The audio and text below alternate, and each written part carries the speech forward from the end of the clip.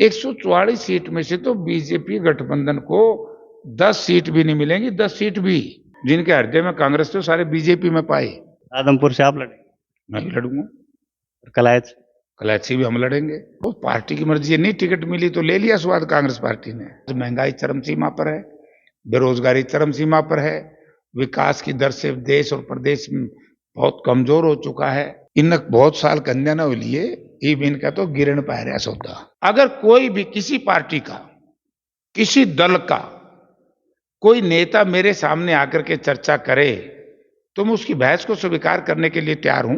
इतनी बढ़िया बात है, मुझे लोग पसंद करते हैं। मुझे यही नहीं पता कौन तिकड़ी, क्या सिस्टम, क्या बात। और चौधरी वीरेंद्र सिंह जब आरएसएस में गए, बीजेपी में गए, तो उस वक्त भी बड़े लोगों ने अच्छा नहीं माना था। तो इसलिए बीजेपी विचलित होगी उसी दिन से जिस दिन से आदमपुर के चुनाव के नतीजे आए। लोकसभा और विधानसभा चुनाव की जो चर्चाएं हैं, वो सरगर्मियां हैं, वो लोगों में होनी शुरू हो गई है, जिसको लेकर जो पॉलिटिकल लीडर हैं वो भी लोगों से मिल रहे हैं। तो आज हमारे साथ एक ऐसे लीडर हैं जो 5 बार चुनाव जीत चुके हैं, जो केंद्र में भी 3 बार जा चुके हैं संसद में, और 2 बार विधानसभा जो चुनाव है वो जीत चुके हैं। हमारे साथ चौधरी साहब हैं, उनसे बातचीत करते हैं। सर, चुनावी तैयारियां कैसी चल रही हैं? चुनावी तैयारियां तो कांग्रेस पार्टी तो पिछले 1 साल से इलेक्शन मोड में है। जब जी करे, जब ये चुनाव कराए, हम तैयार हैं। तो लोगों से मिल रहे हैं, क्योंकि बहुत लंबा टाइम हो गया आपको कलायत में काम करते हुए, एक बार जीते भी हैं, लेकिन अब कैसा रिस्पांस मिल रहा है? क्योंकि अगर आदमपुर चुनाव की बात करें तो लोगों के मन में एक डाउट है कि जयप्रकाश जी कहीं ना कहीं आदमपुर ना चले जाएं। नहीं, ऐसा कुछ नहीं है। बार बार मैं कह चुका हूं कि हम कहीं से लड़े, कहीं जाए, लेकिन कलैत से हम लड़ेंगे। लोगों में चर्चाएं ये भी हैं कि जयप्रकाश जी हिसार से सांसद का चुनाव भी लड़ सकते हैं। जयप्रकाश लड़ सकता है। जयप्रकाश को तो ये भी चर्चा है कि हिसार वाले कहते हैं यहां लड़ो, कुरुक्षेत्र वाले कहते हैं यहां लड़ो, सोनीपत के लोग कहते हैं यहां लड़ो। तो आप लोगों को तो इस बात की खुशी होनी चाहिए ना कि वे जयप्रकाश को हर जगह पसंद करते हैं लोग। लोकसभा, विधानसभा? लोकसभा, विधानसभा?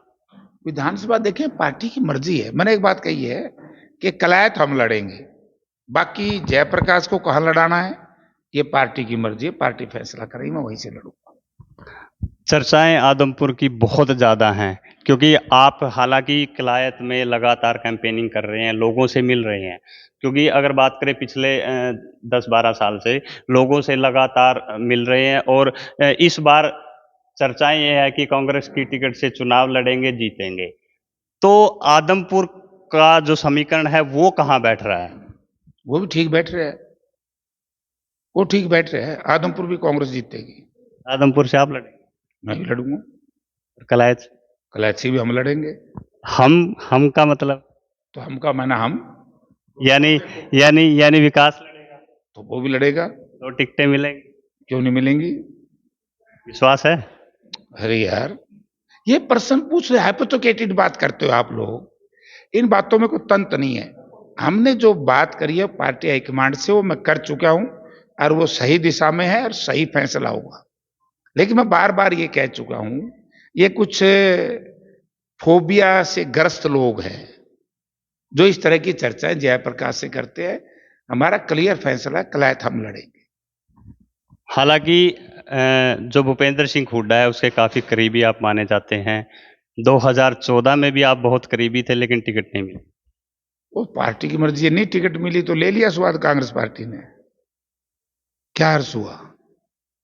और उसके बाद मेरी हिम्मत देखो ना, मैं निर्दलीय जिताया कलैत विधानसभा क्षेत्र की जनता ने, और उसके बाद मैं कांग्रेस पार्टी का साथ दिया, हुड्डा साहब का साथ दिया। है किसी में हिम्मत? ये किसी में ये हिम्मत है कि पार्टी छोड़ के इंडिपेंडेंट लड़के फिर उसी पार्टी में दोबारा आए?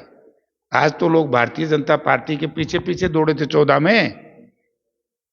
बहुत से नेता जो कांग्रेस पार्टी में थे, जो हमेशा ये कहा करते थे मेरे तो हृदय में कांग्रेस है, जयप्रकाश तो कांग्रेस में है, जिनके हृदय में कांग्रेस थे सारे बीजेपी में पाए।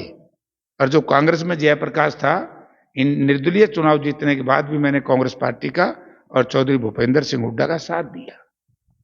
कलायत की अगर बात करें, कलायत में कांग्रेस के कैंडिडेट ये कहीं 4 से 5 कैंडिडेट हैं जो टिकट की दौड़ में हैं, जो सात जिसमें एक आपके गोत्र, अगर सारण गोत्र की बात करें, धर्मवीर कोले खां सबसे मजबूत कैंडिडेट माना जाता है। 7, 8, 9, 10 तेरा जिक्र तू लड़ ले, कैंडिडेट तो कोई बन जो, कोई बनो कैंडिडेट, अच्छी बात है।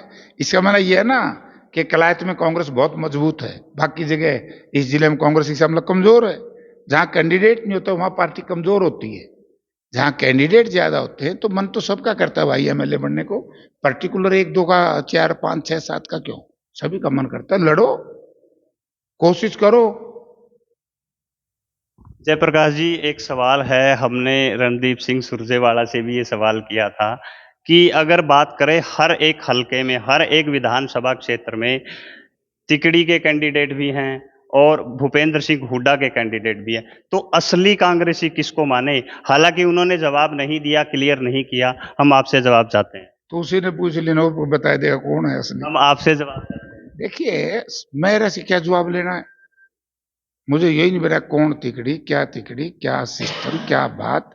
ये बातें हाइपोथेटिकल है कि असली कांग्रेसी कौन है। असली कांग्रेस जो कांग्रेस में है वो सभी कांग्रेसी हैं, समझ गए। असली नकली कांग्रेस कहां से आ गई, कांग्रेस एक है। लेकिन अगर दूसरे कैंडिडेट को मान लो टिकट मिल जाती है तो कहीं ना कहीं विरोधाभास तो जरूर होगा। तो ये तो प्रकृति का नियम है, प्रकृति का नियम है कि नहीं।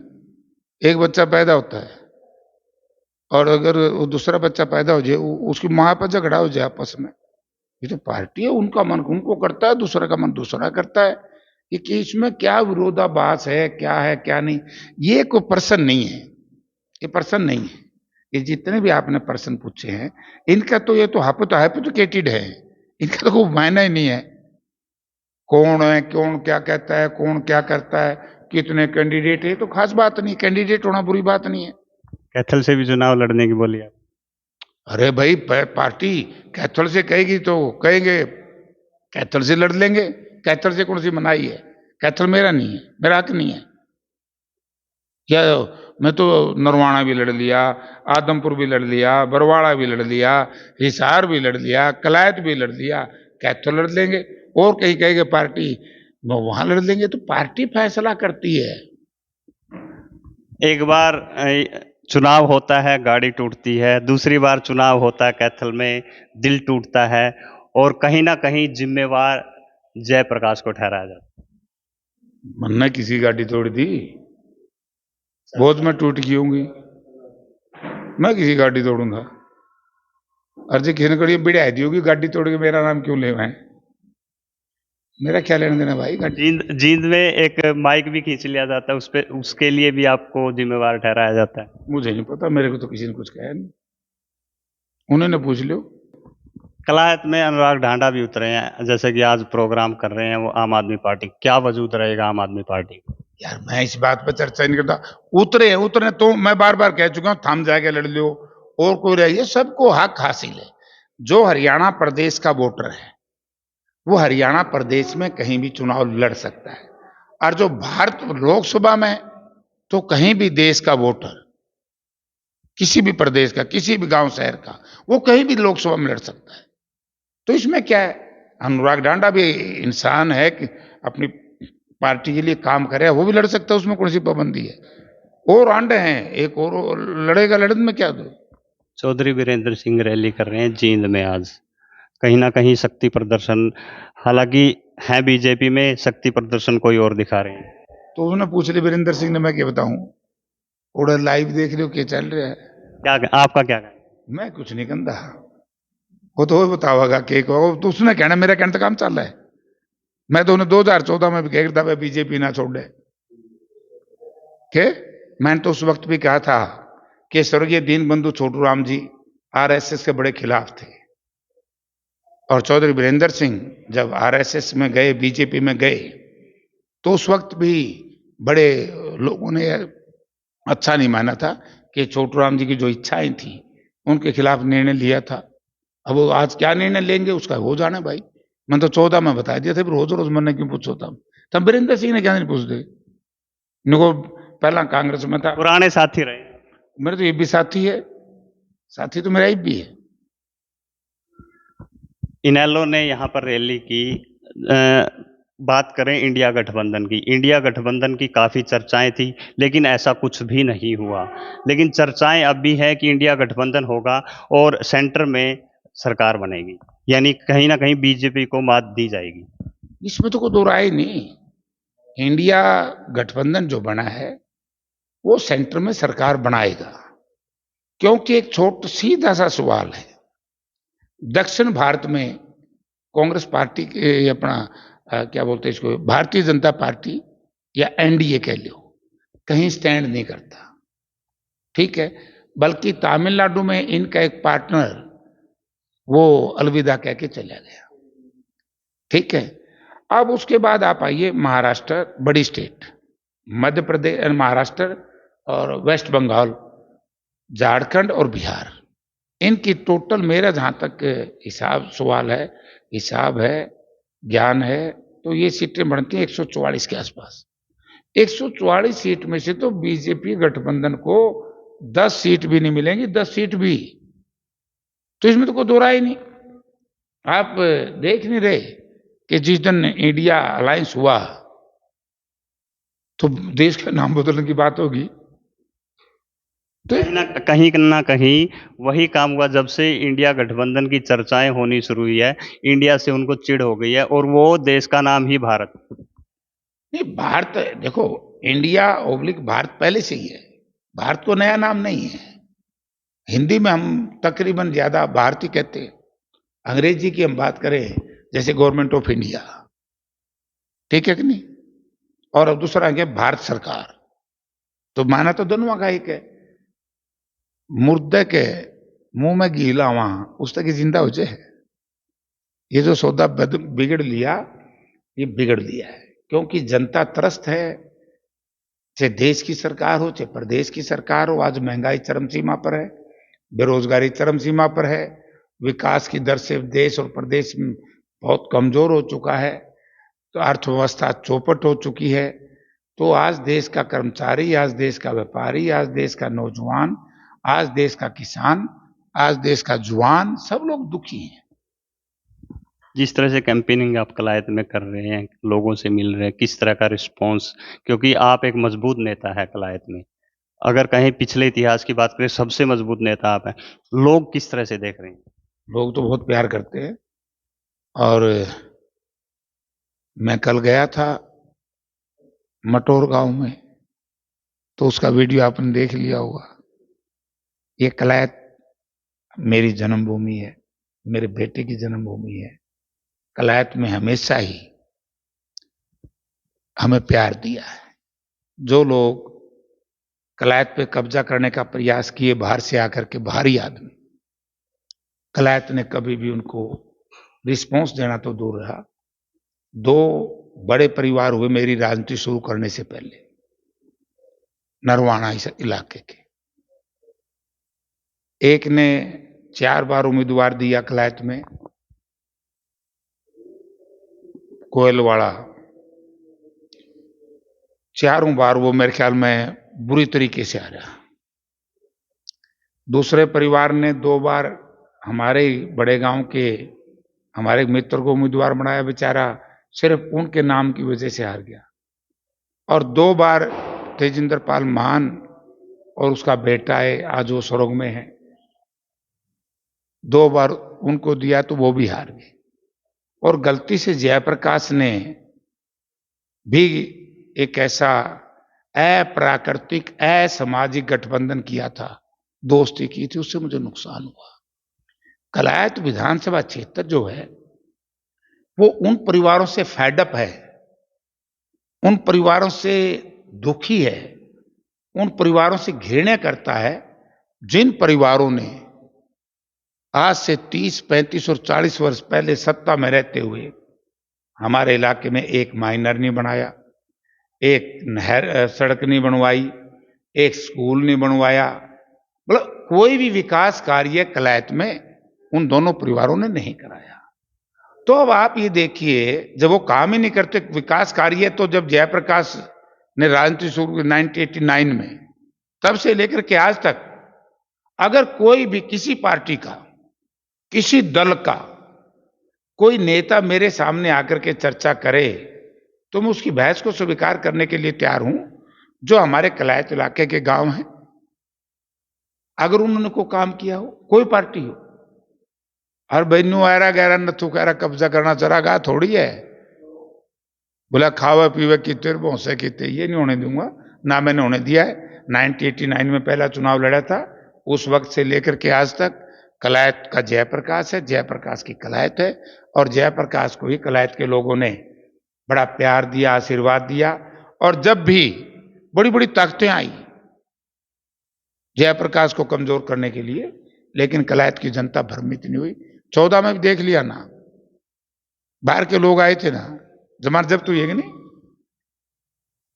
ईवा के देख लो, वह लोग तैयार से कि जिस तरह से जिस तरह से टिकटों के कयास लगाए जा रहे हैं, लोग एक दूसरे को काटने पर लगे हैं कि टिकट उन्हें नहीं हमें मिलेगी। कहीं ना कहीं अगर जयप्रकाश को टिकट नहीं मिलती कलायत से, तो जयप्रकाश चुनाव लड़ेंगे। समय तो आने दे, हर टिकट देना और टिकट देना, ये तो टिकट लेने वाला जानता है, टिकट देने वाला जानता है, बस खत्म बात।